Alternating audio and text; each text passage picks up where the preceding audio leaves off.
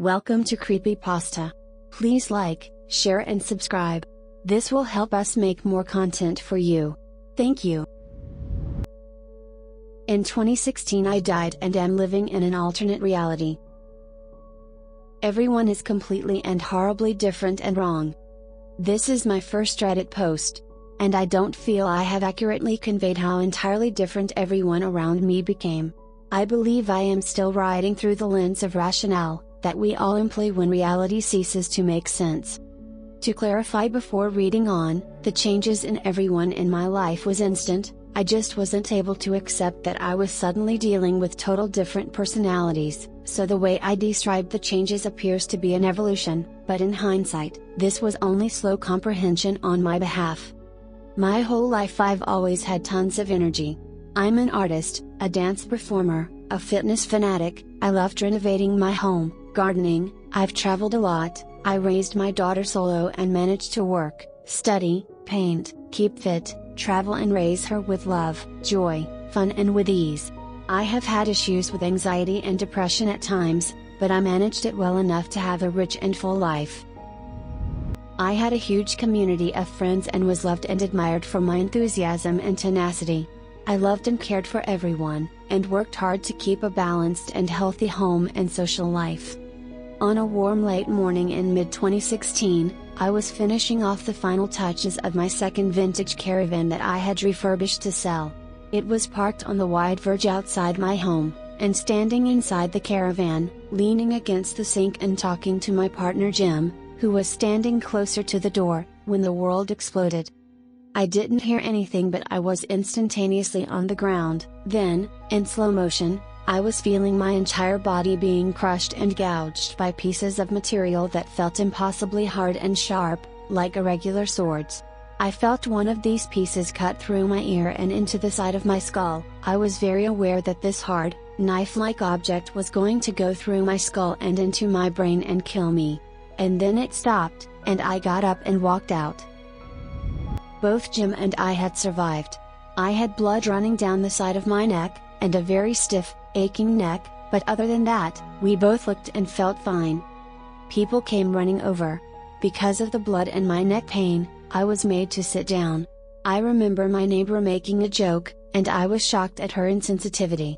Paramedics arrived and even though I was only in moderate pain, a medic administered fentanyl, then popped me in traction and ambulanced me to the hospital for x-rays, in order to make sure I didn't have any hairline fractures.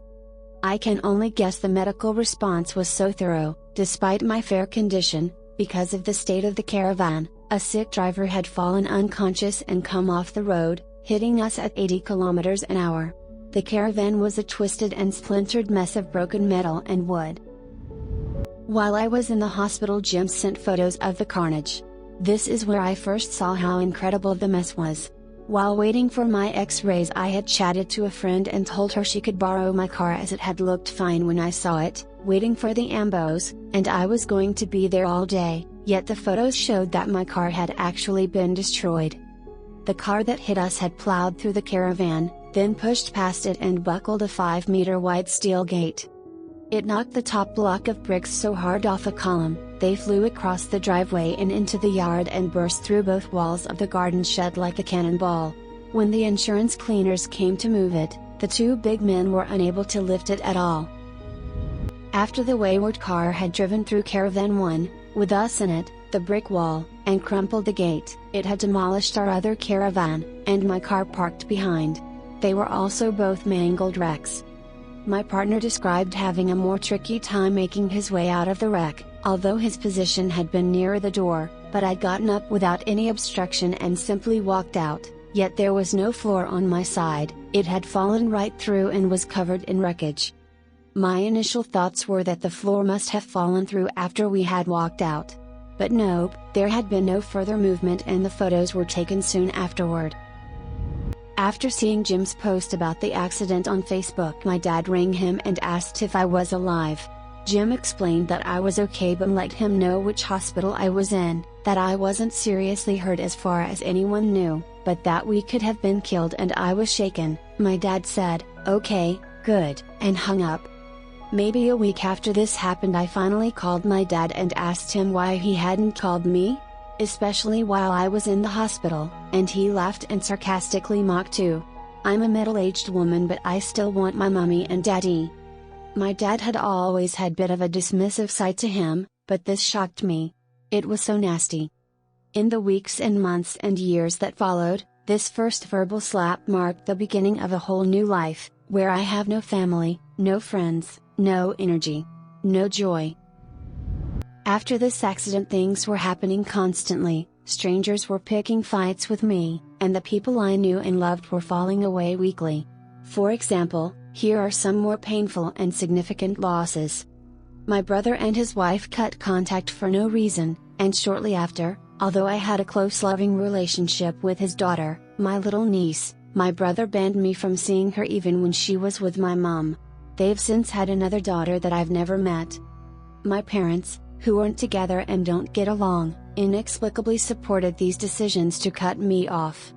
My mom also became wildly hostile, accusing me of funny looks. If I was calm, I was gaslighting her. If I was impatient, trying to defend myself, I was a bully, and she frequently would get angry and stop speaking to me until I called and groveled, asking for truce. Mom kept her cancer from me. When I found out, I insisted on caring for her. I was loving and patient. I bought her everything and I drove her everywhere. I helped in every way she needed, and the day she no longer needed my help, she stopped answering my calls and returned to spending all her time with my brother, who had never once called her during her cancer.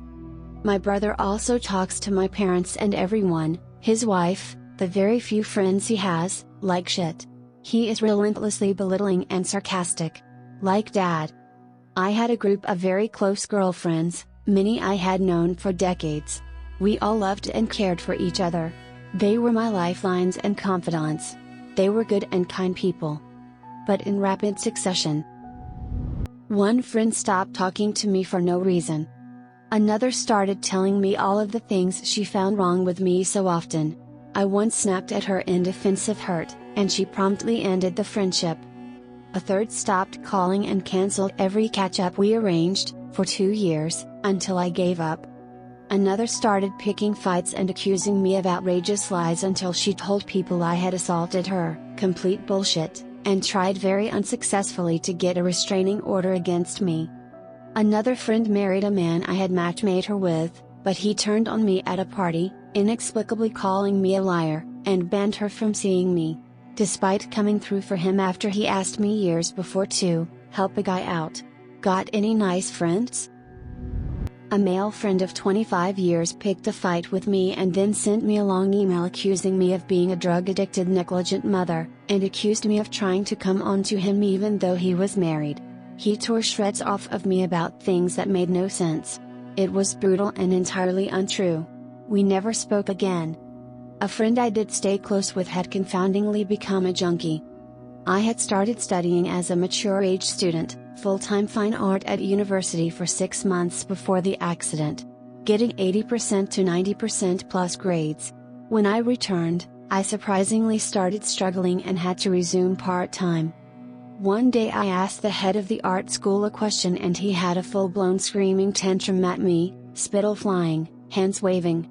After asking a simple question, I turned white, had a panic attack and deferred my study to online. My dad seemed to be consistently unkind. The more I tried to connect and talk with him about how he was hurting me, the crueler he became. He told me to move on, no one is perfect. My therapist met with us both and suggested that I cut ties if I couldn't ignore his narcissistic abuse. I was now without family, I had lost almost all of my close friends, and I was studying at home. My daughter hit her teens and became withdrawn and cold. The energy that used to get me out and on my bike, to the gym, to the beach, all over the place, just went away and I didn't resurface like it normally would. I wasn't sleeping well and losing so many people plagued me. I was so hurt and profoundly confused. I suddenly had uterine prolapse, from your traumatic birth, doctor diagnosed. But my daughter was 15 now. I'd had no problems before. I developed fibromyalgia. My bursitis came back. My back pain returned. With no energy, I couldn't exercise. I was now at home, alone all of the time.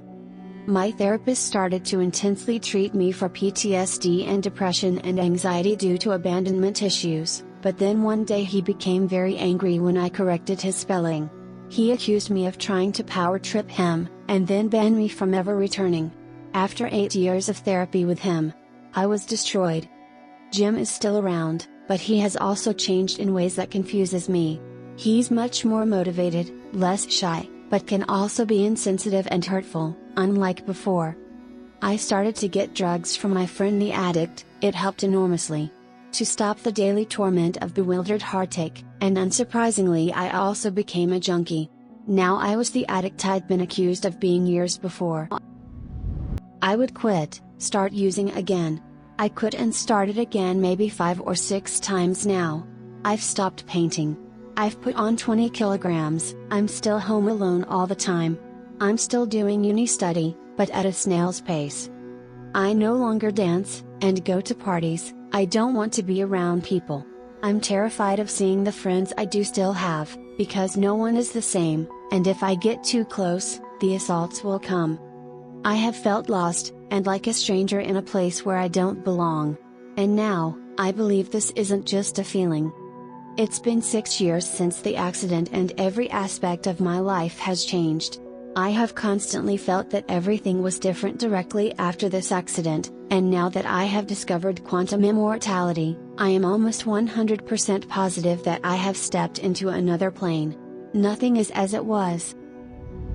I have noticed much of the Mandela effect phenomenon, but the changes I've personally experienced are much more extreme than the regular Mandela effects. I've ended up in a life where everyone is more combative, and people are ruthlessly unkind. The changes are so awful and endless. Sorry for the long post. I also apologize as this is a dark and miserable story, but this is my reality now. If anyone is concerned, I am of no risk to myself or others. Note, there are unexplored aspects to this story, like my perception of no crash site when I walked out of the wreckage. Comments. Each and every time, 3 and counting, I should have died in a car wreck, always a glitch somehow placing me somewhere unscathed. Since the last time, I've been met with hostility. I know I'm on another plane, due to glitches and the Mandela effect. I used to be outgoing as well, with tons of friends. I have no family now either except my husband, who's changed and kinda cheated on me. My friends become so easily triggered, I keep them at arm's length.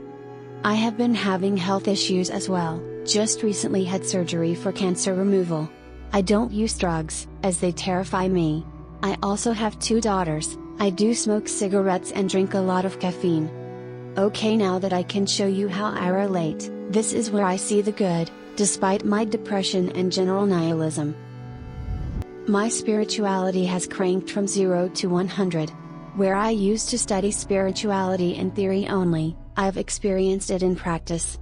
My physical energy is low, but during a meditation state, my entire consciousness is full-blown awesome.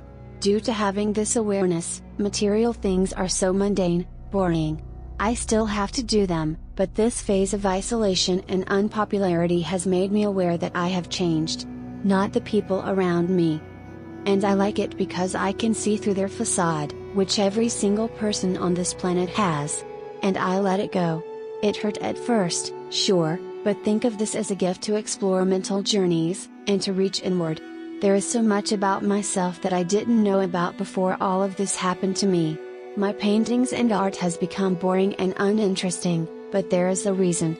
When the physical world kicks you out, it's time to journey on the inside. Do you have a creepy story? Please share it with us in the comments and we will post it on the channel. Please subscribe. Thank you.